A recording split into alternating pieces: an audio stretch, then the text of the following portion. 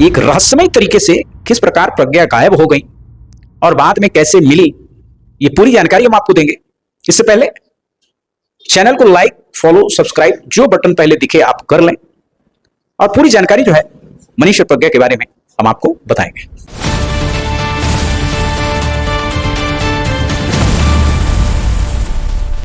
मनीष और प्रज्ञा की love marriage होती है और शादी के 2-3 महीने बीतने के बाद ये दोनों जो है केदारनाथ की यात्रा पर जाते हैं, पति पत्नी।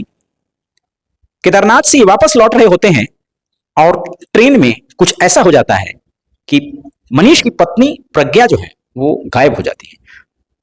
मनीष को जब ये पता चलता है तो वो रिपोर्ट दर्ज कराते हैं, पुलिस से संपर्क करते हैं, आरपीएफ से संपर्क करते हैं और प्रज्ञा को खोजने का लगातार प्रयास किया जाता है। 6 दिनों के बाद प्रज्ञा जो है बिहार के बेगूसराय जिले में पाई जाती है।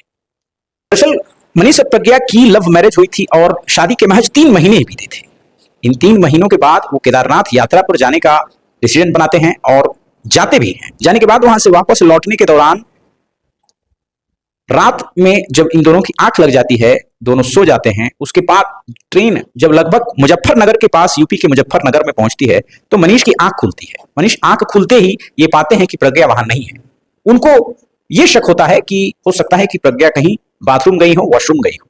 कुछ देर इंतजार करते हैं। इंतजार के बाद भी जब प्रज्ञा नहीं लौटती हैं तो उन्हें शक होता है, बेचैनी होती है। इसके बाद वो प्रज्ञा को खोजने का प्रयास करते हैं। ट्रेन के जो कोच हैं उसमें इधर उधर दौड़ते हैं, भागते हैं, खोजते हैं। दोनों वॉशरूम में खोजते हैं, अगल बगल की कोचेस जो है उसमें भी खोजते हैं, लेकिन प्रज्ञा का पता कहीं नहीं चलता। कुछ देर खोजने के बाद फिर जो है उन्हें शक होता है कि कोई घटना हो चुकी है या कोई वारदात हो चुकी है और इसके बाद वो रेलवे पुलिस को संपर्क करते हैं। उसके बाद थाने में एक ऑफिशियल एफआईआर दर्ज कराई जाती है और पुलिस जो है खोज में लग जाती है। सबसे विडंबना की बात यह है कि मुजफ्फरनगर से एक स्टेशन आगे तक और मुजफ्फरनगर में जो रेलवे स्टेशन पर सीसीटीवी थी, उस सीसीटीवी में प्रज्ञा के बारे में कुछ पता नहीं चलता है और वो इसलिए कि सीसीटीवी काम ही नहीं कर रहा था। ये संयोग देखिए। बाद में प्रज्ञा जो है बेगूसराय में होने की जानकारी मिलती है और पुलिस जो है बेगूसराय में प्रज्ञा को बरामद करती है और उनके घरवाले को, उनके पति को इसके बारे में जानकारी देती है। प्रज्ञा से पूछताछ पर पता चलता है कि प्रज्ञा जो है बेगूसराय चली आई थी खुद और उन्होंने अपनी मां को इसके बारे में जानकारी भी दी थी फोन पर।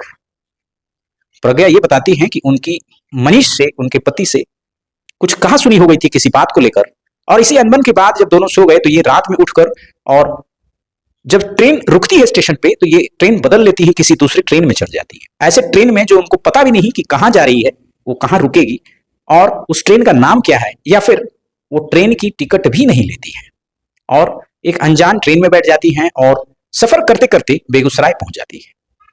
तो ये पूरी कहानी थी। इसमें छोटी बातों को लेकर, छोटे झगड़े को लेकर इस तरह अपने परिवार को प्रताड़ित करना, कहीं भाग जाना, ये कितना सही है, कितना गलत है, इसमें कौन दोषी है, क्या ये एक सनक है, इसके बारे में आप अपनी राय जरूर बताएं।